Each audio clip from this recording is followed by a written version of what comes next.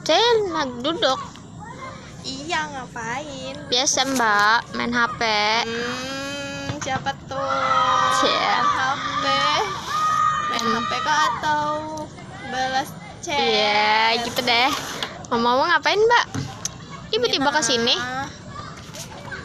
Tugas review. Tugas apaan? Review sejarah. Review sejarah. Sejarah apa mbak? Sejarah perang salib. Hah, perang salib? Iya. Emang dulu ada? Ada. Mau lihat dong mbak? Sini.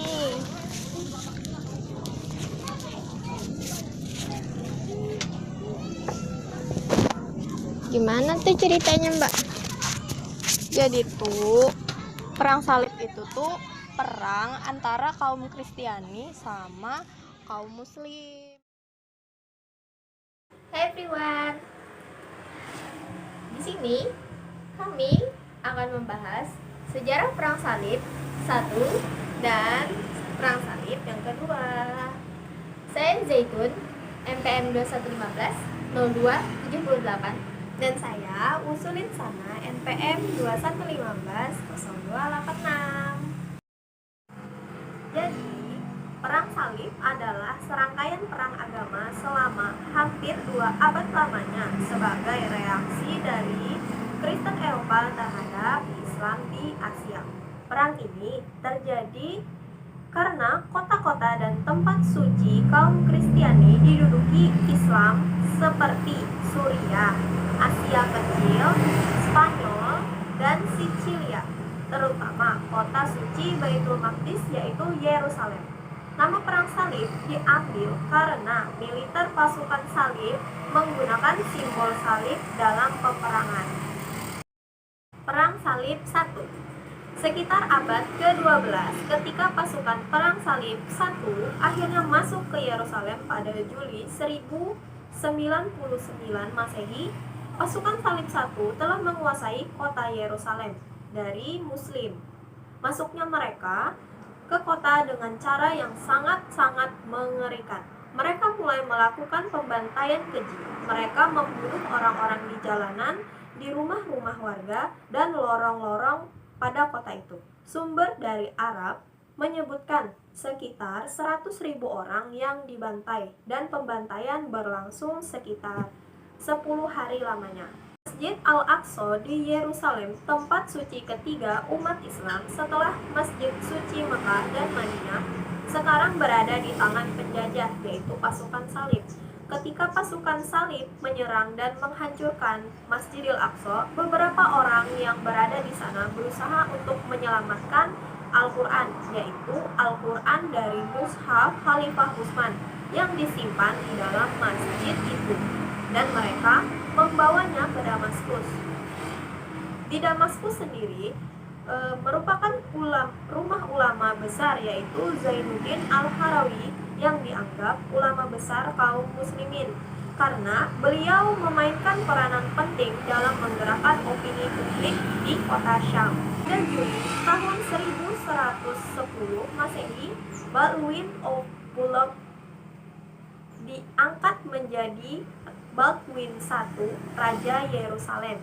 Dengan pendirian kerajaan Yerusalem, kerajaan Edesa, dan kerajaan Antioch, penyerangan ke tanah Arab menjadi makin mudah. Imaduddin Zengi mempersiapkan sesuatu yang akan menjadi pencapaian militer terbesarnya. Imaduddin Zengi mulai merencanakan penyerangan wilayah Edesa. Kenapa Edesa?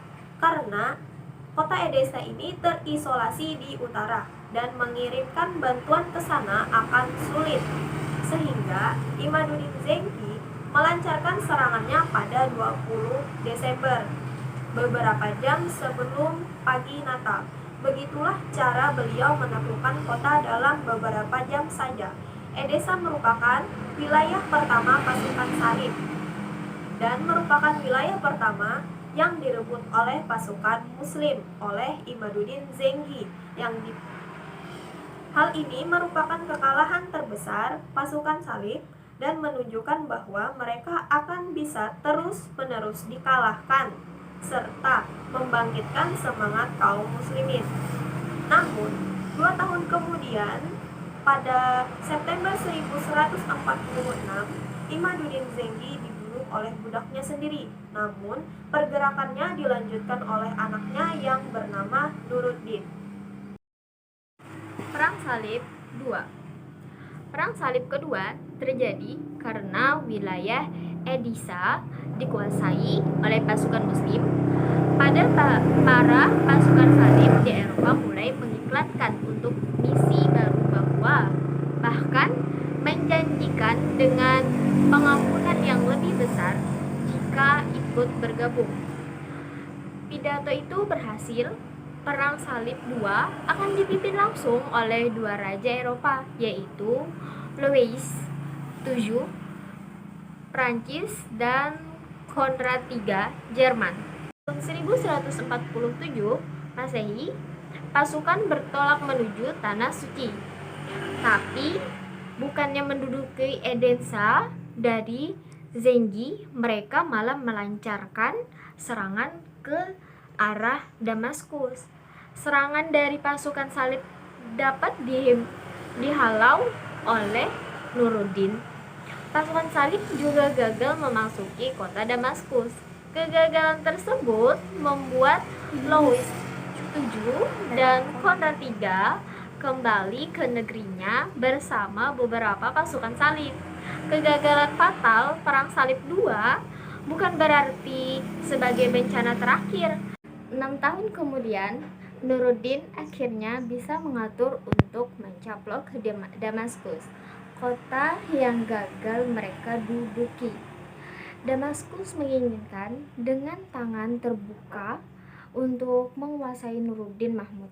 Mereka sendiri yang meminta Nuruddin untuk datang dan mengambil alih kotanya. Nuruddin Mahmud mengabadikan sepanjang hidupnya dengan prinsip jihad.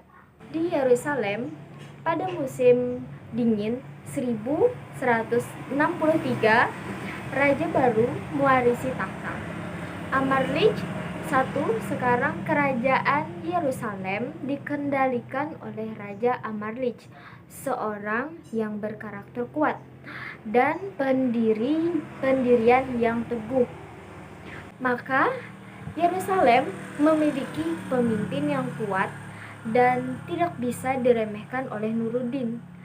Pada situasi seperti ini, masing-masing pihak memfokuskan perhatiannya pada wilayah yang akan mempengaruhi, yaitu Mesir.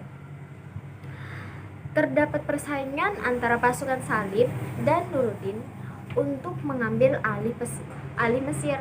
Kemudian menargetkan untuk mencaplok Mesir secepatnya dan menyempurnakan gabungan dari garis depan Islam, dan ini akan membuat tekanan kepada pasukan Salib dan membuat mereka terjebak antara Syam dan Mesir. Pada April 1164, Nuruddin mengirim pasukannya menuju Mesir. Di bawah komando seorang anak buahnya, seorang jenderal dari suku Kurdi bernama Sirkuh. Ia membawa bersamanya anak muda polos yang akan mengukir namanya dalam sebuah sejarah perang salib. Salahuddin dikenal di barat sebagai Saladin. Di tengah-tengah konflik ini muncul Yosef, terkenal dengan Salahuddin Al-Ayyubi. Ia adalah anak muda umur belasan yang menemani pamannya Sirkuh saat pasukan pertama diberangkatkan oleh Nuruddin Mahmud menuju Mesir. Pertempuran berlangsung selama 5 tahun sampai akhirnya Sirkuh berhasil mengusir pasukan Salib dari lembah Sungai Nil. Konflik antara Nuruddin dan raja pasukan Salib, Amarich, diakhiri dengan ditunjuknya Sirkuh menjadi Perdana Menteri dari Khalifah terakhir Fatimiyah Al-Adid.